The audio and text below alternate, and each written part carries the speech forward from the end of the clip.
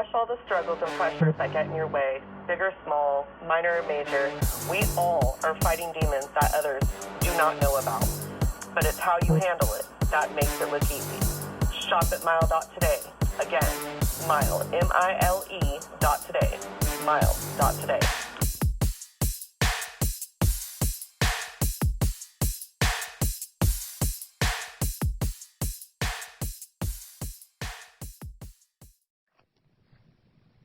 You are listening to the E.I.T.H.R podcast with D.Cal. Tell a friend, or we will probe you. You're listening to the E.I.T.H.R podcast with your host, D.Cal.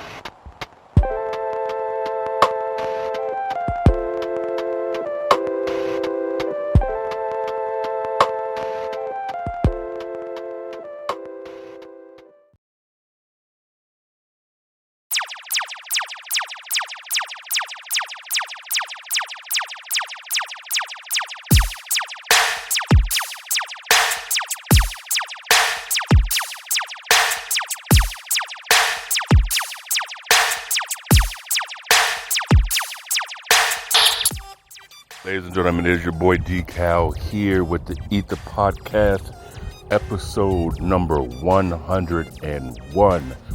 Welcome, little ones, boys and girls, and everywhere in between. We are coming to you live from Northern California. I want to give a shout out to everyone listening. I got a lot of exposure and some new listeners in the Bay Area when we did our Monday meetup brought to you by Mile Clothing Line. And so I want to give a shout out to the new people who are listening to the podcast in Pleasanton. I want to give a shout out to the new listeners that's getting us in San Francisco, San Mateo, Palo Alto. It is an honor to have you guys here. And to those who are avid listeners and have been following the podcast for the previous century mark, welcome back. The E.I.T.H.R podcast, the elephant in the room, where we discuss issues and topics that are difficult for people to have, and we try to give you a different angle, devil's advocate if you will, to where even if you do not agree with the perspective or even change your position, the purpose is just to give you a more informed perspective. So even if you stand your ground on what it is you think, you feel, you believe, at least you can sit back and say, but that's a very good point. That's what we want to do here. So you can follow us on social media. Twitter, probably the best way. Instagram is a fun way. And the handle is the same, the E.I.T.H.R, T-H-E-E-I-T-H-R. You can also hit us up on TikTok under the parent company, which is the GNS Inc, T-H-E-G-N-S-I-N-C. So, for those of you who are new, we like to do what's called shout out, where we give shout outs to people or places or things that I feel are inspiring, encouraging, and uplifting, and just want to give a little bit of recognition, because we all know recognition can go a long way, especially for those like myself who have busy brains, who are constantly self-doubting and beating yourself up because you are well, we may say it like a perfectionist. So what I want to do is just simply give a shout out to everyone who's enjoying the weather, at least here in Northern California. It's right now, it's pre-summer, and go outside and get some vitamin D, man. Just take a break from the monotony of whatever it is that you are going through. And I just want to let you know, man, the journey is not over. It's not over. So whatever you think, whatever you believe, whatever you feel in a negative sense, in a negative space, give yourself some credit. And trust me, I have to follow my own advice, because I'm the kind of person, if anyone knows me, whatever I'm doing isn't good enough is always the next step. So the doctor has to take a prescription of his own medicine Otherwise, my words really wouldn't have much of a weight to it. So simple as that. And I want to give a shout out also to the podcast. We did the Monday Mile Meetup in San Francisco, California on Monday. And we were at Land's End over by the Cliff House off the PCH. And so you can check out that episode. And so we're going to talk a little bit about that and feedback and outcome from that in a quick second.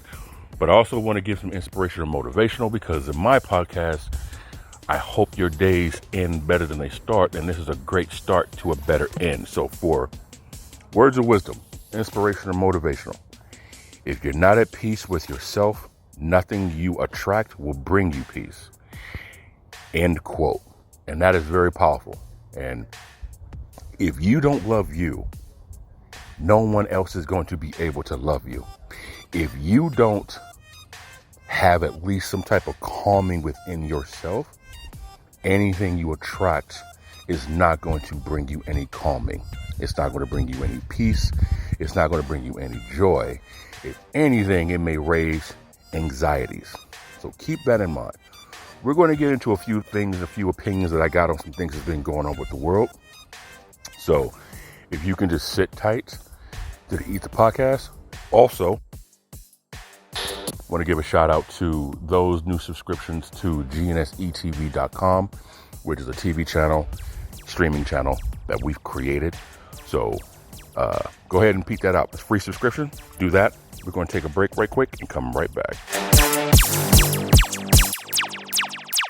My name is Mary from Scotland, and I'm listening to Decal on the E.I.T.H.R podcast.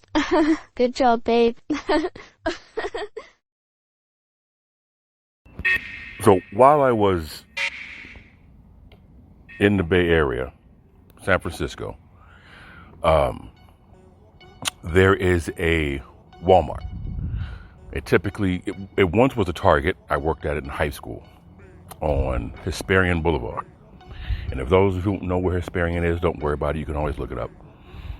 But those who do know, there was a situation, if you remember, a mentally disabled person was waving a knife or some type of blade inside of the store.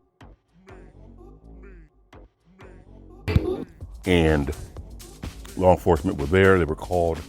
Guns were drawn. They tried to speak to the person to lower his weapon with customers inside the store. They opened fire, and I don't remember if they did kill the person, but I know that they did open fire on the person. And so I went into the Walmart. This is some time ago. And so I went in there to grab some water so I can get my day going. Hit the road to come back to the GNS HQ. And I go in there and I see IPS. IPS is a large security within California, Nevada. And there's armed guards. 2 armed guards right when you walk into your right. And so one person's kind of checking everybody out. The other person's kind of leaning over the railing towards the self-checkout lane. And of course, I didn't pay any mind because I had nothing to worry about. Like, I got money. I'm going to purchase something, so I'm not really tripping on anything. But it kind of made me think about a story that I heard in Roseville, California. There was a Home Depot. And at this Home Depot, one of the people who I was listening to a show was having this discussion about some home improvement stuff, like looking for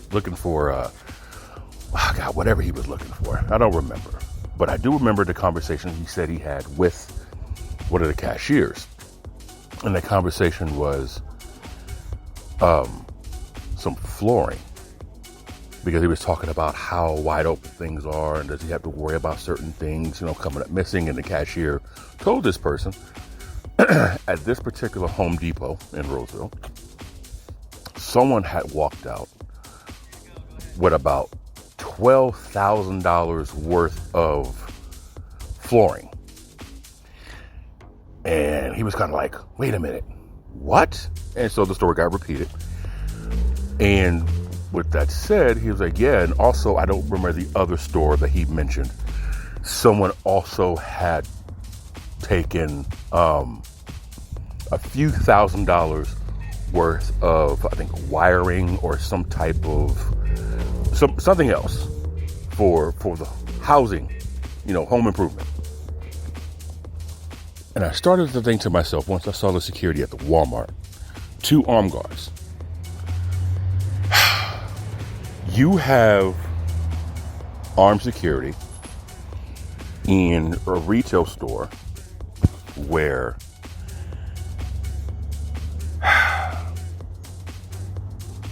but at another retail chain where there's thousands and tens of thousands of dollars worth of merchandise, there's no armed security. Nowhere. I mean, he was asking the person, like, how did someone walk out with $12,000 worth of tile? And basically what you do, and I'm not, spilling any secrets that people haven't figured out already, but all you do is you load the tiles on the flatbed, you roll around like you know what you're doing, and you leave. Because there's nobody checking receipts like they are at Walmart. There's nobody checking carts to make sure things are in bags like you are at Walmart. There's nobody hawk-eyeing you as they are in Walmart. And again, looking at the security at the Walmart there in San Leandro, San Lorenzo, just for an example, I feel like it's optics, where it's the security, armed security in retail stores in lower income, poorer neighborhoods. It's more of an intimidation factor. It's more of a perspective, of a perception. Again, this is my opinion. Because if anyone has ever been to Roseville, California, Roseville is a very nice city. It's very manicured. It's very well taken care of. It has its rough neighborhood, but even its rough neighborhood doesn't look like a rough neighborhood you would expect. It's a rough neighborhood for them, right? But if you compare it to some of the other rough neighborhoods that you quote unquote, could imagine, then yeah, it's not as bad. So, in my opinion, when you see these armed guards, it's more of an intimidation. And I always tend to think an intimidation is also borderline kind of provoking, where, listen, I've done security for bars and nightclubs, and I understand it's not the same as doing law enforcement work. Completely understand different levels on the spectrum when it comes to what you have to put up with and job description and responsibility and all. I get that. However, there is a certain level that some of the bad apples can do, and that's bad apple in any group, right? Where you antagonize and you can provoke. So if anybody who's human has ever been in a situation where you've been eyeballed or you've been gawked at or you've been stared at, or somebody has done a nonverbal yet a more posturing type of thing to intimidate somebody, or to, some people would say, top flight security-esque type of vibe, like, you're taking your job a little too serious, bro. Those tend to happen in more of the lower income areas, more of a high crime area, which, again, you need those security guards to do that. It makes sense. It goes with the territory. I got it. But it made me wonder, if you have someone that's stealing tens of thousands of dollars worth of stuff and you don't have anybody there to guard it, and you're relying simply on your law enforcement, your asset protection or your loss prevention to stop this from happening, well, that's a very poor perspective, because I don't know about the states that you're from, in California at least, they're making it very difficult for asset protection to even arrest anybody anymore, because everyone is such afraid of lawsuits, and everyone's afraid of offending, and everyone's afraid of stereotypes. So even those who are guilty of doing bad shit could always use that as a smokescreen or as a shield or a barrier. And it pisses me off. It's kind of like when people who do crime and people who do bad things and they get in trouble for it, they get caught, they get busted. The first thing they want to do is pull the race card. Or someone who wants to provoke you and then they pull the race card. Or they say something slick out of their mouth. It's the boy who cried wolf. And I've kind of talked about this story in the past. But going back to the security guard, the 2 security guards at the Walmart, why is it? Is it for protection or is it for antagonization, like to antagonize somebody? One could never be sure. It's kind of like when you live in a gated community in the poor community and you live in a gated community in a nicer community in a nicer neighborhood. Are these gates meant to keep people out or are they meant to keep you in? Right? Is the glass half empty or is the glass half full? So, and then it kind of made me feel about law enforcement. And again, this is not a bag on police officers. This is not a bag on law enforcement in any way, shape, or form, because let's face it, we need them. Right? But I've been to Rockland.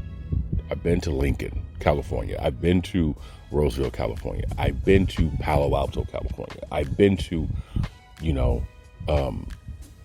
different nicer neighborhoods, at least here in Cali. Okay? And they break laws too. But the difference is, how should I put this to where I'm going to give it to you right so it's not taken wrong. The optics. I believe that when you have security or you have law enforcement and well-off areas, it gives the vibe of crime and it makes people feel uncomfortable, or it puts them at unease to see armed guard at a Bloomingdale's. It will make a person feel uncomfortable if they go into a high-end established business and they see 2 armed guards at the entrance. It makes a person feel unsafe. And you want to protect all your assets, and you want to protect your people, and you want to protect your clientele. It makes sense. I'm with you. But it is a little bit different when you walk into and the first thing you see is this. And again, you hear stories about when that nicer neighborhood, they lost over $10,000 worth of merchandise and there's still no security. Like, what do you do with that? Like, how is the roles not reversed, right? And I remember one time I was in El Dorado Hills and I just seen people blow right past all these stop signs, right? And their Mercedes and their convertible BMWs and their Range Rovers. California stops, failed to signal. People almost running into each other in the next lane because no one looked over their shoulder. And I was thinking to myself, if this was in a poor neighborhood, right? People would have got pulled over, or there would have been, obviously clearly an accident, or something would have happened to where people got out of their car and confrontation may have happened, so on and so forth. I've been in neighborhoods where I literally will stop at a stop sign. I stop at stop signs. I make a lot of people mad because I stop at stop signs. But I've also got 2 infractions for not stopping. So I kind of had this conversation on the episode before where laws are very gray. And I think there's certain officers who are letter of the law and some who are spirit of the law. But the laws are put in place to where they can opt to choose to enforce them. And that's kind of the gray area. And I think going back to the topic at hand about the IPS security guard and why there's security guard at poor neighborhoods and you don't have security guards in certain stores in high-end neighborhoods, even though there's crime that takes place there, it goes right back to the optics of intimidation. Right? Because I've said this before, excuse me, when you have law enforcement, let's say, for example, in Palo Alto, Mountain View, I liken it to examples of military, because I had this conversation with someone before. They're like the police of the Air Force.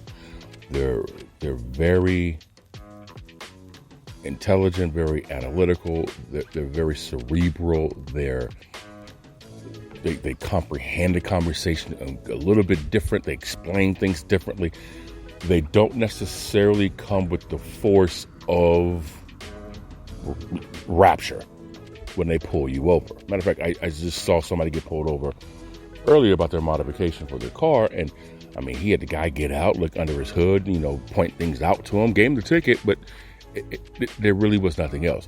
When you go to poorer neighborhoods, the law enforcement is Marine-esque type of mindset, where I remember I was in Fairfield and they were doing a DUI stop, and I was running some errands, and the police officer had seen me a couple of times on the street, so they knew who I was. So before I got to where I was getting to, where the checkpoint was, I turned down the street because I wanted to ask these police officers a legitimate question. Now, it was probably like 8 o'clock, 9 o'clock at night. And I turned down the street. I parked across from them, but like a few feet up. And they were talking to somebody, a mom and her 2 kids, and they're, having a conversation. No big deal. Now, listen, I'm 6'3", and I'm no little guy. So I made sure to walk from where I was to where the street light can clearly see an individual. And my hands are in front of me, and I have them clasped so that way they can see clearly my hands.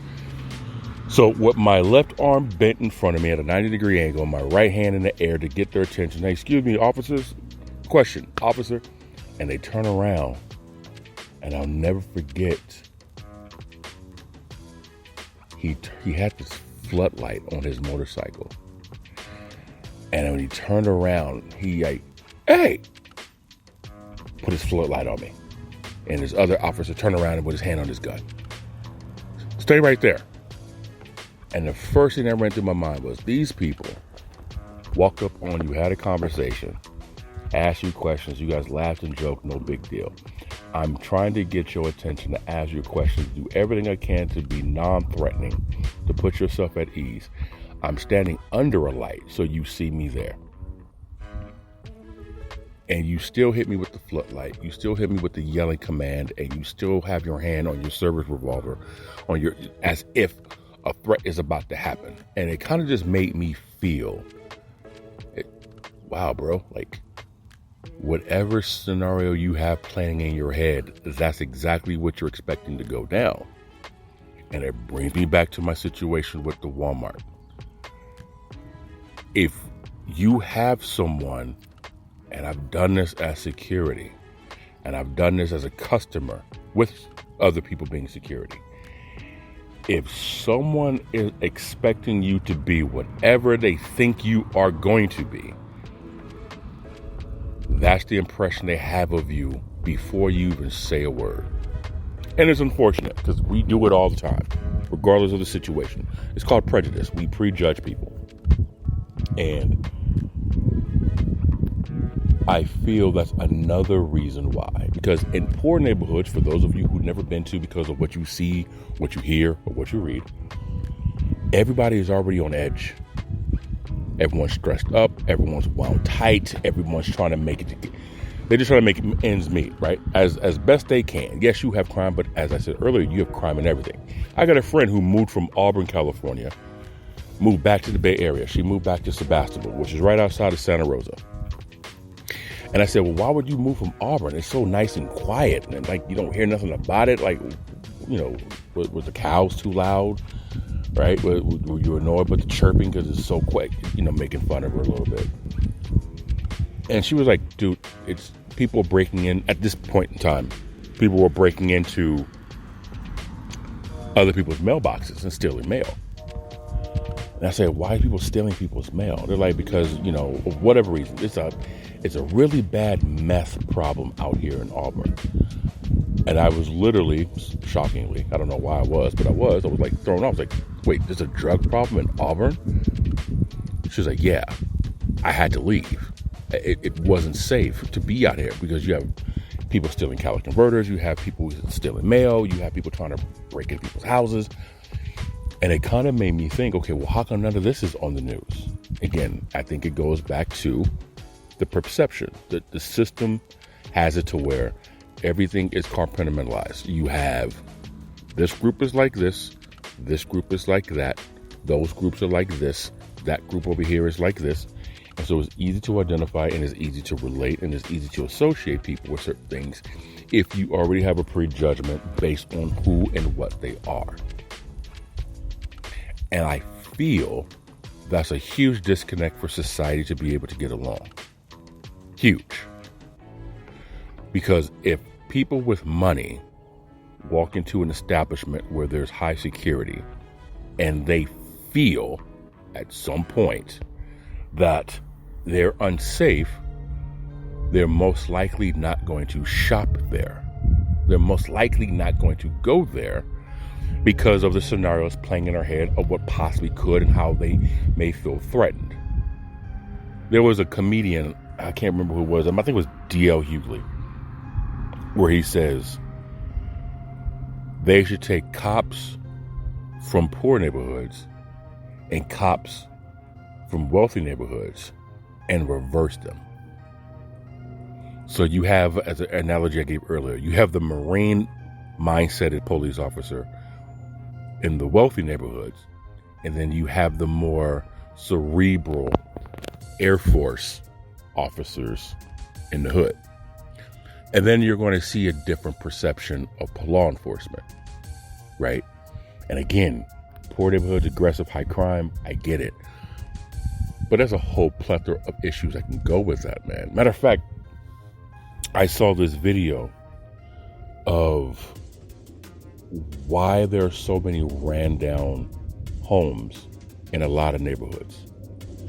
Because one of my concerns was, why don't people buy up, like put their money together, pool their money, right? And buy these abandoned apartments, buy the structures, create yourself your own grocery store, your own supermarket.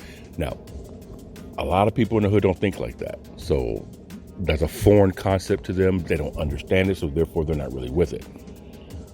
But this particular video I watched, the guy was explaining in Detroit, Michigan, I believe it was Detroit, Michigan, one particular person owned 90% of the buildings within this community. And I do not remember the concept he says. I have to go back and watch it. I'll probably tweet it later on at the E.I.T.H.R on Twitter. But what he does is he holds these buildings and lets them rot and lets them deteriorate to where the city has to come in, basically, and buy them from him. And that's how a lot of these buildings get renovated, or they'll give him money to renovate these buildings.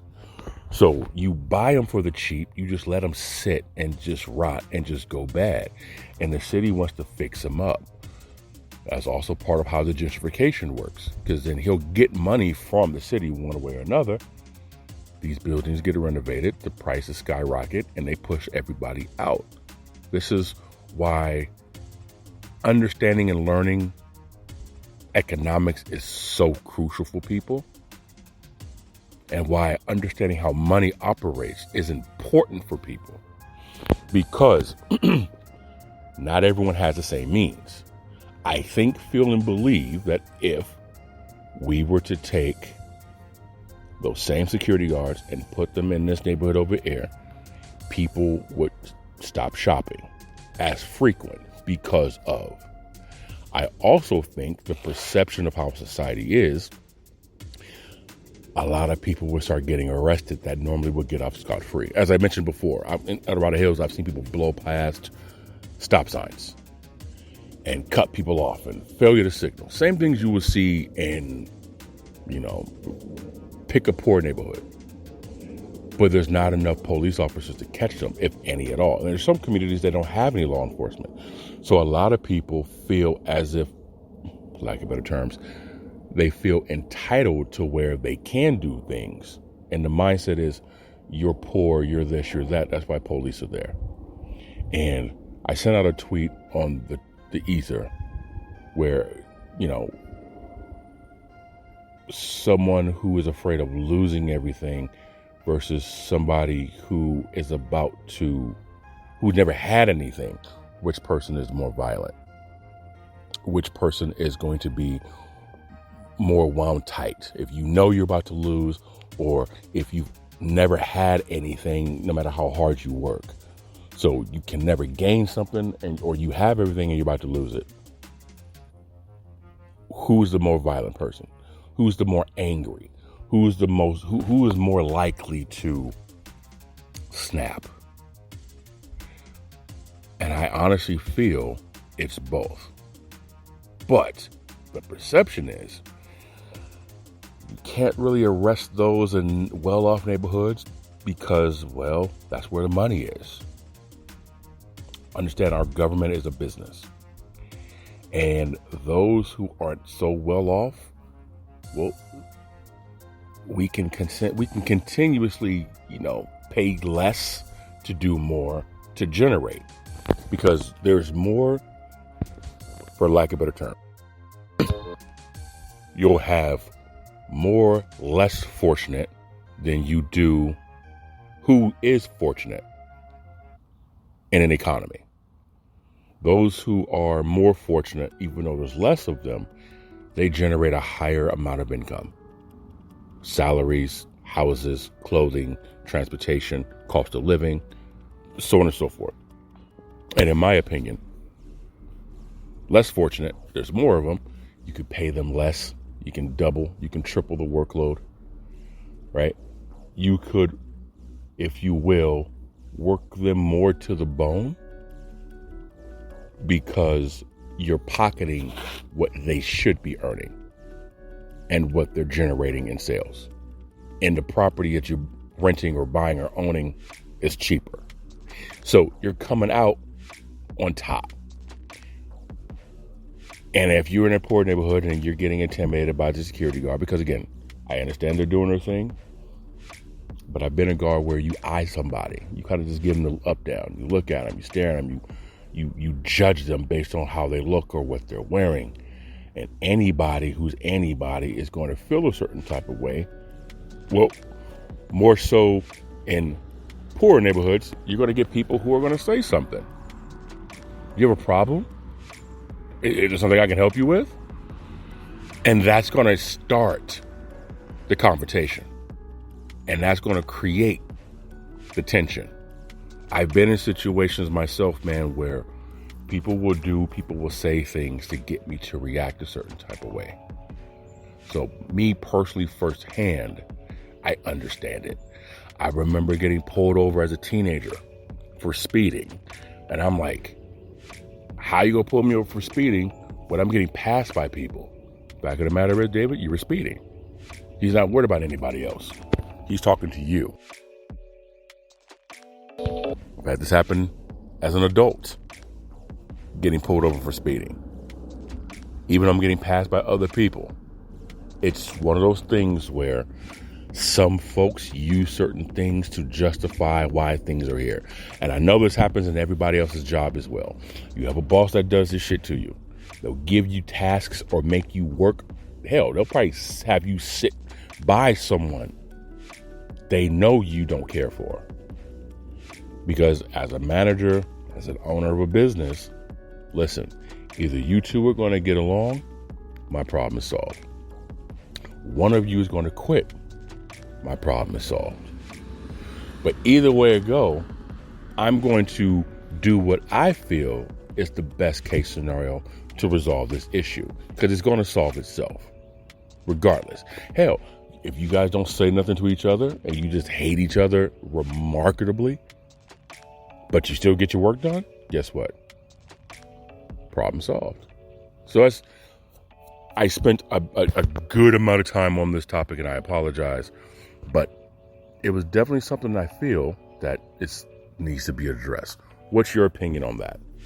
You can go to Twitter. You can go to Instagram again at the E.I.T.H.R, E.I.T.H.R, and you can comment. You can download the Spreaker app, and this is episode number 101. You can comment or reply and chat. This is what you think. This is how you feel. Simple as that. Or, and I forgot to do this at the beginning of the podcast, you could, if you chose to, just go ahead and give us a chime. you can give us a call at 916-282-9317. Just go ahead and give us a call. I'm sorry, 9372. I'm still new to the number. 916-282-9372. Give a call. Leave a message. Tell us what you think. Also, if you have something you want to talk about or you want me to talk about on the E.I.T.H.R podcast, I'll go ahead and bring that up. That's not a problem. Now, moving on to the next thing I want to talk about. I figured that this is also important. There was a video with Tupac, and it honestly talked about his future and what he wanted to do in music. And those, including myself, remember the man, the big conspiracy, a big conspiracy was he was going to leave Death Row Records. And by leaving Death Row Records, the number one artist on that label was going to be gone. And they weren't going to have anybody. I mean, they still had Snoop Dogg. They had the Dog Pound. They had everybody like that. But Dr. Dre had just left. And I think Pac realized what was happening with that record label. And he didn't want to be a part of it anymore. So this video talks about how he was attempting to transition from music to movies and, his production company, and how the music was one tool, one aspect, but how he was getting older, he was learning. He was like, I'm 25 years old. And I fell and bumped my head. He was like, I'm going to make mistakes. He used an analogy of how, the floor may be slippery, Now, I know the floor, I stepped on the floor, it was wet, it was slippery, and I fell and bumped my head. Now, I may know that the floor is slippery, but, I might accidentally touch the socket and get electrocuted. He's kind of giving examples of how he's young, he's going to bump his head, and he's going to make mistakes, but he's human. And at this point in time in his life, he was trying to change his way of thinking and grow outside of the artist. And he was talking about the film Gridlocked, if I'm not mistaken. At least this was in the video. And there was a romantic comedy that he was also working on, if I remember correctly, where he wanted to do it because he says, I'm trying to change my image. I'm trying to change my reputation. Right? I'm trying to change the perception people have of me. Because even though his perception is one thing, if you understood the message, you realize he wasn't what he was perceived to be. He wasn't this bad guy. He just spoke things for the people that had no voice in an aggressive way. Because if you live in a poor community, aggression is a language, because it's the strong survive, right? Survival of the fittest, and only the strong survives. So the language of the hood is aggression. It is blunt, direct. It is very uncomfortable, because that's the world we live in. So when you live in a world that's not as aggressive, and passive aggressive is a thing, or the temperature isn't as hot, it's more mellow, your method of communication is going to be a little bit less aggressive, because it doesn't need to be. And you understand that temperament because no one needs to be this aggressive. That is also a lesson that you're taught from a young age. Use your words. Don't get mad. Don't raise your voice. Use your inside voice. Talk to me this way. Communicate. Because that methodology works in the culture of non-aggressive families and households. But if you live in an environment where there's a liquor store almost every other corner, there's a lot of pent-up oppression inside of those households, because everyone is trying to get out of the situation that is designed to keep them there to fund a whole different system. I feel, think, and believe people understood if Tupac was to leave this record label, we're not going to be where we once were. That doesn't mean they weren't going to be successful, but they weren't going to be as successful as they would be if he was still there. So some believe he was set up by people at his own label because if I can't have you, no one can type of mindset. There's a whole bunch of theories and ideas and beliefs about why and who. But it's coincidental that this video happened to be recorded months before he was killed in Las Vegas in June 7th, 1996. Well, that's when he was shot, but he died June 13th, 1996. So that kind of reminded me of everybody, and I've said this on plenty of different episodes. If you want to change the world, you have to change your community first. And it starts by changing your mindset. And it starts by changing your household. But you also have to keep in mind, I said this a couple minutes ago, this country is built on a business. It was built on the backs of people. And its number one system is incarceration. It's a business, right? Slavery built this country. It was built on plantation, slavery, the backs of people doing the most and giving them the least. This is why we also call it the rat race, right? Because you can never get out of this race. You're a hamster in the wheel. Well, slavery still exists. They just use it as a legal system. Because remember, police officers originally were nothing more than slave catchers. So they just turned to law enforcement. That's the history of that. But the system is designed to keep people at the bottom so very few can be at the top, like the shape of a pyramid. Pac trying to escape what he felt was no longer worthy lifestyle of what he was trying to do affected the lifestyle of people who ranked above him. Our society is no different. That's why I've said before, if you want to change the world, you have to be understanding that the effects in which you are seeking is going to lead to a life that is different than what you expect. So, my biggest thing is if you're going to do something like that, people, listen, keep your mouth shut. And if you want to broadcast it to the point where it's too big for people to stop. Now, I'm not talking about like you want to start your own company, you want to start your own business, that's perfectly fine. But if you're trying to end something like world hunger, if you're trying to end homelessness, if you're trying to end, fill in the blank or whatever, natural disaster we have in our economy, in my opinion, it's a business. It's a business of why the shit exists. It's a business of why they have it in play. It's a business of why it hasn't went anywhere. Think about all the people in high position that we know of who made attempts to change the world, change the U.S. What happened to them? Here's a hint. They were assassinated. They were incarcerated, or they were silenced. Some are even discredited. It's a business. And you fixing the problem here is probably going to mess up somebody's money over there. And I was told that our government do not like competition, right? Unless they can get a piece of the pie and have control at the same time.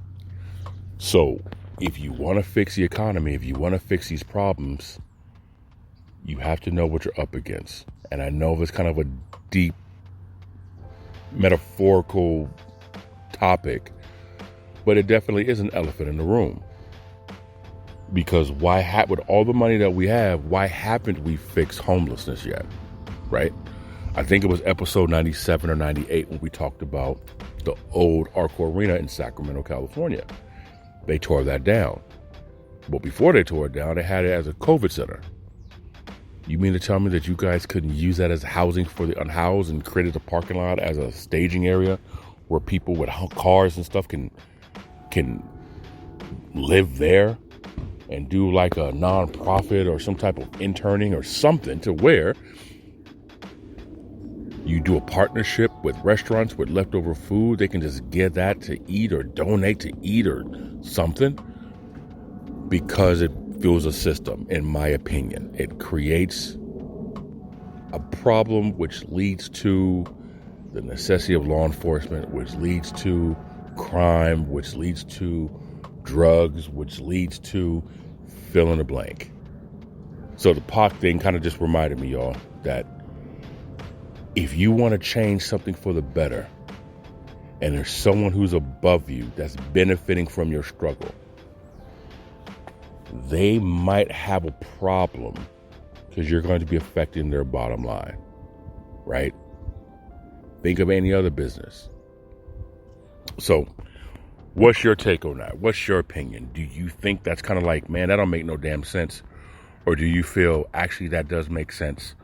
Do you have an experience of that? What's your take on that? Go ahead and respond to the E.I.T.H.R at Twitter or on Instagram. I also want to talk about episode number 100. That's in the books. I really, really liked it. I really liked the experience. It's my first time doing a podcast outside. There's a lot of things I can do to change it. There's a lot of things I can do to improve it, of course. But the fact of the matter is, I attempted it. I did it. Could it have been better? Absolutely. But hell, it also could have been worse. So for those who listen to episode 100, here's what I want you to take from it. I did something different. I did something, to me, that was new. There were 99 episodes prior to that were done inside of the office space, inside of a room, inside of an enclosed area. This was something that wasn't part of the norm. Could it be tweaked? Absolutely. But I know there's people out there right now, man, who are contemplating on doing something that's out of their comfort zone. You don't grow when you're comfortable. You don't learn when you're comfortable. You stay stagnant. You become complacent. Grass grows underneath your feet. And you become stuck in the same spot. So take that risk and do something different. It's going to be scary. It's going to be, oh my God, I don't know how this works. Listen, you have to make mistakes in order to know what to fix, right? So I have a better understanding. So when I do the next Monday Mom Meetup, I have a better understanding of, okay, here's how we're going to do it. Here's how it needs to be done. Here's how I'm going to change it. Here's how I'm going to approach it. Here's how I'm going to execute it. It's all stepping stone. And so I encourage everybody, if you have something that you want to do, don't worry about the critics, man. Just, again, those who criticize you, you're only going to be criticized by those who are not doing better than you, right? Anyone who's doing better is going to encourage you versus attempt to discourage you. That's so important for people to know. It's so important for people to understand that. So I appreciate that you guys listened to the episode. I appreciate the followers I got. I appreciate the listeners that I got. I appreciate everyone who's given me a shot to at least listen to what it is that I have to say. Much appreciated. And I'm only going to get better, I feel, at doing this type of thing. One last thing I want to talk about. Kind of just scrolling through my Twitter feed. Okay. This is a tweet that I sent yesterday on the E.I.T.H.R. The levels of toxicity of this is truly parallel. There's people who have the belief everything happens to me/us, and those whose belief is nothing should happen to me/us. There's a middle ground we have to meet if we want to grow. Thoughts? What I mean by that is this. There's a group of people who just believe whenever something happens, going back to the original talk, people talked about the security guard and law enforcement. There are folks who feel everybody's messing with them. Everybody's fucking with them. Everyone's out to get them. So no matter what they do, no matter what step they make, whatever happens is because someone was gunning for them. Then you have the people who, like I said, if there's no law enforcement around to say anything, to discipline, to tell you to enforce a law, you kind of feel you can get away with whatever you want, right? So when these people do get in trouble, they've been so used to not getting in trouble and getting away with whatever they've always done that is expected. I shouldn't get in trouble. Or there's somebody out there doing, a way worse crime than me. Why don't you go bother them? It's a toxic mindset to have either way, right? When people say you're only doing this because fill in the blank, that mindset eliminates any type of accountability of you being responsible for what it is you are being approached for. Are there situations where times you are singled out because of fill in the blank? Absolutely. Absolutely, there are times. There's times you're singled out because you're trans. There's times you singled out because you're a redhead. There's times you're singled out because you're a woman. There's always going to be something because of fill in the blank.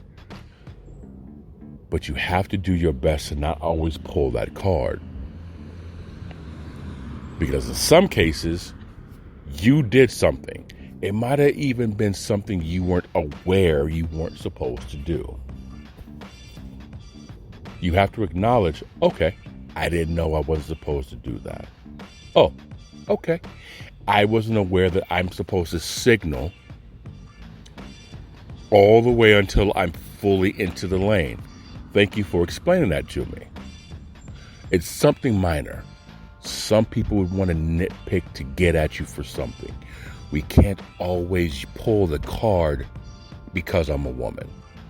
No, it's because you just weren't able to do this. It's not my fault you coincidentally happened to be a woman.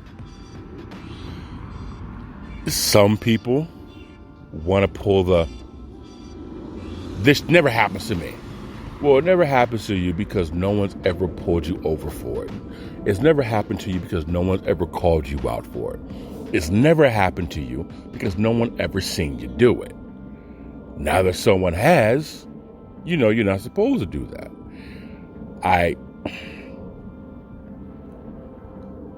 I'm not going to sit back and, say a certain group or certain whomever is usually this. But most of the time it's people who have this entitlement, whether it's at work, whether it's because you're an athlete, whether it's because you're somebody's relative, whether it's because you live in a certain zip code or neighborhood, whether it's because you are a certain status in the business, you feel you are above the law, quote unquote.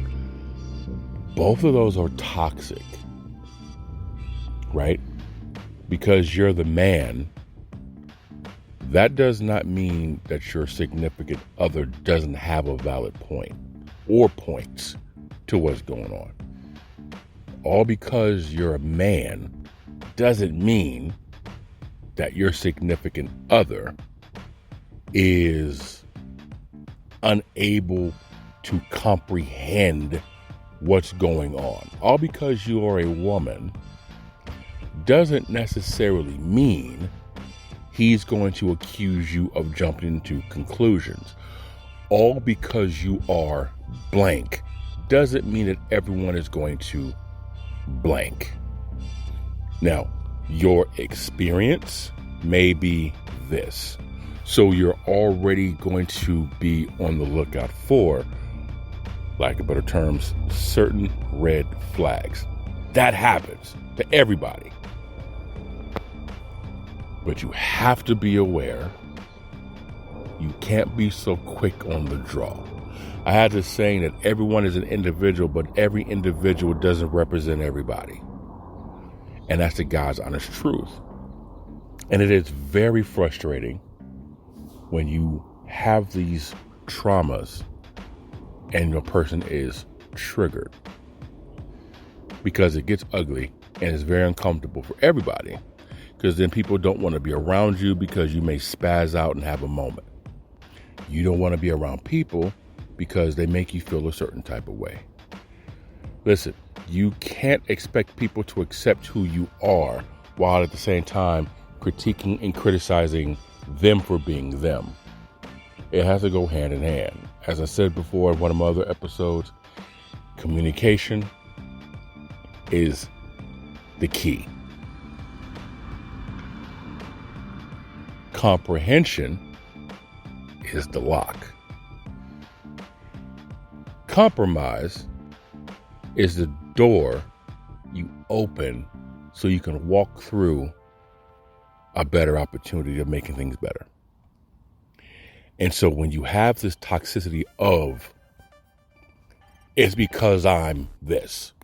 Listen, I remember having the mindset, certain things happened to me because I was black. I'll never forget. But as I got older, I had to realize, you know something? Certain things happen because I was doing stupid shit. And I just happened to be black. Now, have there been situations where someone pulled me over because of? Absolutely. I'll never forget it. I was with some church friends. I was the only black dude in the car. The rest of them were Mexican. And I remember seeing a friend of mine in a parking lot. This is back in high school. And I took my right foot out, because I'm sitting in the back seat behind the passenger, right next to the door. I took my right foot out to get out the car, and the driver, who happened to be the son of our pastor, this is when I was going to Victory Outreach in Hayward.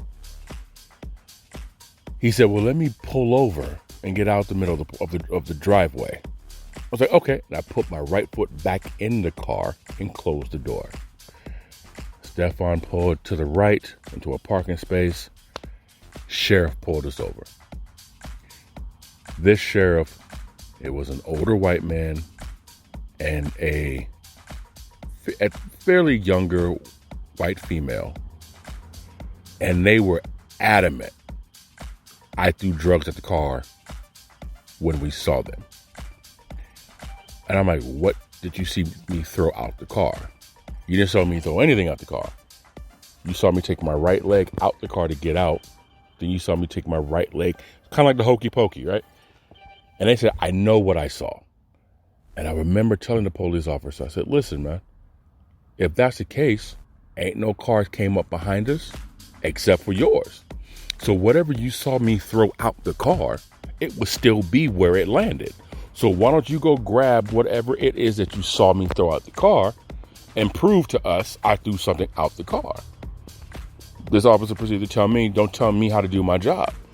I said, well, obviously I have to, because you're telling us that you saw me do something that I didn't do. So I'm not just telling you how to do your job. I'm telling you need to go get your eyes checked. Now I'm like 16, 17 years old, so of course I got a smart mouth. One of the guys in the car happened to be of 18. I believe he was 18 years old. And my man was on probation. So they basically told me to STFU, otherwise they were going to take him to jail. And we had some water guns in the car, because we were driving around. It was a summer night, and we were driving around shooting people with water guns. I mean, we were just being dumb teenagers. But we didn't do anything at that particular moment. Now, they would have saw us doing that and pulled us over. Hey, got it. Somebody listening to the podcast right now is probably saying, oh, that's your karma for shooting people with water guns. Ain't got nothing to do with it. It was a hot summer night. Should we have done it? Of course not. We're young teenagers. I'd have been pissed if someone did to me what I did to them. I get that. But I also remember how we didn't do what they accused us of doing. They saw what they saw and figured they'll take a shot in the dark on what they were going to get from us. So then the cop told us to get out of town. I said, no, you're going to get out of town. I said, no, what they're going to do, they're going to take me home. I live here. No, you don't understand. Get out of town tonight or there's going to be a problem. My mouth, what kind of problem are we going to have then, so that way I know how to prepare for it. Everyone's telling me at this point to shut up because I'm young and hot-headed, and I didn't understand, and I was creating a bigger problem for them. And they were trying to just be cordial and cool. I'm upset because I realized what's happening. They realized what's happening, but they understood, listen, we're not trying to get him in trouble, so let's just be cool and leave. So they wound up taking me home, and they wound up leaving. I'm never going to forget that moment as long as I live, because I understand why we were pulled over. But the fact of the matter is this. We had done nothing to create that situation, especially for what he said he saw us do. So there's always going to be situations where, yes, things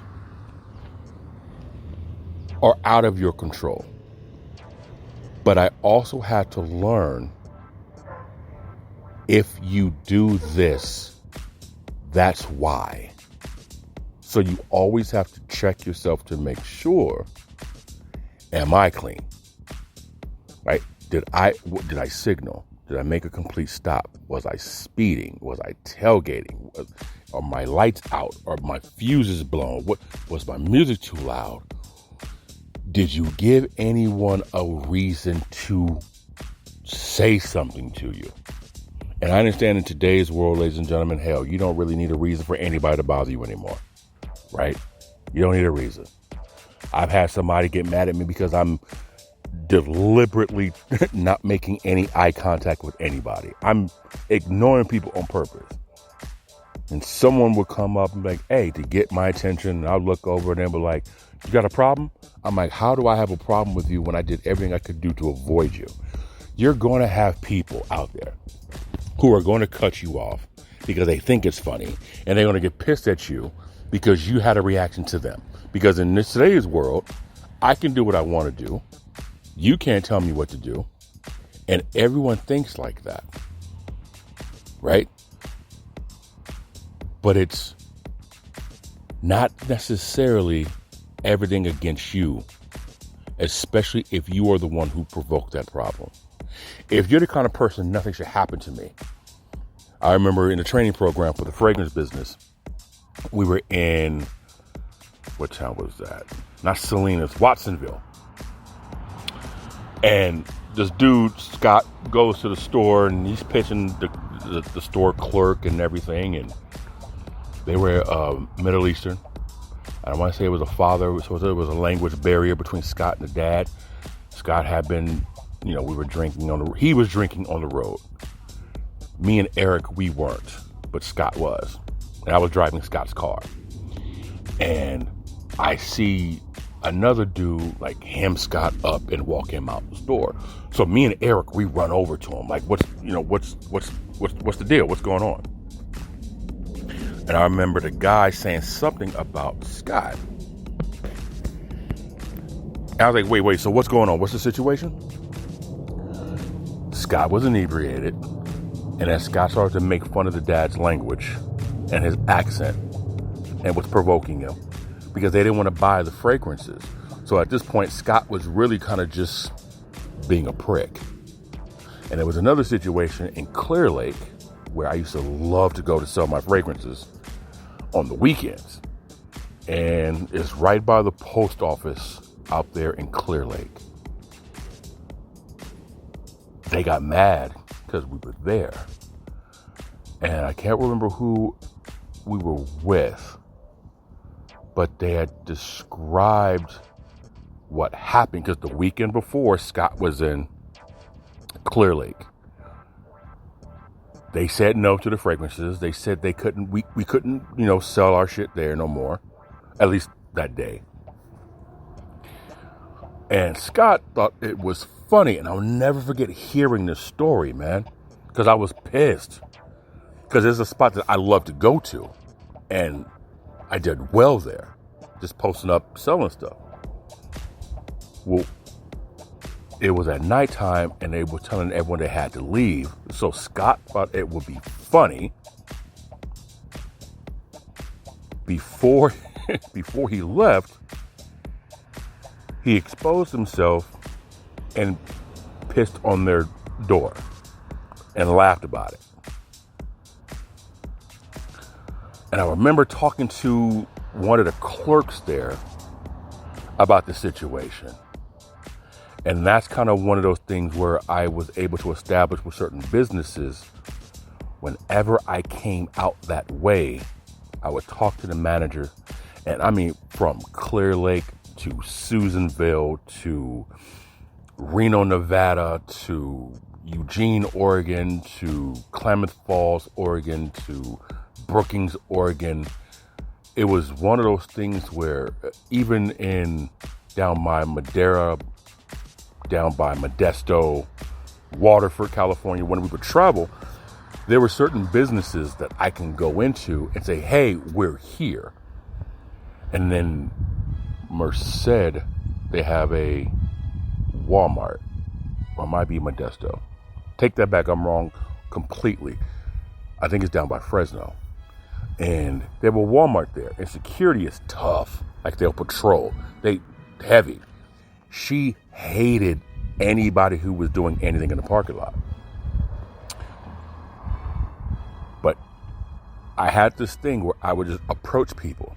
Hey, listen, is it okay if we do this for X amount of time? If people say no, we'll leave them alone. I would approach people differently because I did not want any problem. So then it got to the point where when people saw me, they gave us the green light to do our selling at the establishment. And I prided myself on that, because if I go in there and say, hey, so-and-so's with me, just so you know. And I remember in Clear Lake, and I remember at the Circle K in Brookings, Oregon. I remember at the Spirit gas station in Susanville, California. People specifically said, if they're with you, they're fine. If they're not, they gotta go. There's a hearing aid spot in Sacramento, California to this day. Brooke, if you're listening, hey girl. Brooke hated people who came in there and tried selling anything to him. So my personality and the way I approach things and professionalism was I was the only person who was allowed to come in there to sell anything. Whether people bought it or not, it didn't matter. I was the only person that they allowed. The purpose of that is Scott was the kind of person, hopefully he's changed, but he was the kind of person, nothing should ever happen to me. And if someone tries to do something to him because he did something to provoke, it was their fault. Both of those personalities, people do this because I'm, and people shouldn't because I'm, are toxic, right? I'm sure there's somebody out there who has a supervisor or a manager or someone who's above them on the food chain at work. Do as I say, not as I do. And I grew up in a household like that. Do as I say, not as I do. That is toxic as fuck. But I'm sure there's a workplace right now where you have a supervisor who probably got the job outside of what you guys are doing. And whoever's listening to this right now probably works at a place that they've been there for a few years, who's super qualified for the position that this person applied for outside the company and got. And they're going to delegate responsibilities to you because they don't have to. I was always the kind of manager when I worked in retail. I would never ask you to do something that I haven't done, didn't do, or wouldn't do myself. And people respect that kind of leadership. But it's very toxic, man. It's very toxic. And I remember watching this video of this gentleman, and he says, spanking your child is not the best way to discipline. And I grew up getting my ass whooped. So I'm like, yeah, it is, right? But he says, listen, if you have a son, especially a black son, you don't want to spank him. You want to love that son so unconditionally that the thought of disappointment is discipline enough of them. And when I heard that, I said to myself, that is accurate. And I think a lot of families who raise their children in a non-spanking manner understood something that many folks and families who grew up in poor neighborhoods haven't figured out. Because yes, spanking, it does create a consequence. Yes, it does make a child think about, do I really want this? Do I not? But what it also can do, it also plants violence. And it's okay that if someone doesn't listen to you, to react violently to them. And that's a toxic trait to have in your household. But do you get spanked because you were bad? Or should you not get spanked because you don't believe in them or you never got them? You shouldn't be disciplined because you've never been disciplined. I think is a very fine line, but both extremes are extremely toxic. And I think society collectively, we should find some way to, listen, man, if we can go back to the old days where it took a village to raise a child, I think that would help out a lot. But then that goes back to, if you're going to have your village raise your child, you better not live in a neighborhood where there's law enforcement, because A, they need your child to fuck up so they can keep their job. It's all toxic. Love is the cure. It's your boy D-Cal, the E.I.T.H.R podcast. GNSETV.com, free subscription. Make sure you follow us on Instagram. Make sure you follow us on Twitter. Make sure you hit us up, 916-282-9372. Leave your comments, leave your things that you want us to talk about on the E.I.T.H.R podcast. We'll go ahead and bring it up on the podcast. This is episode number 101.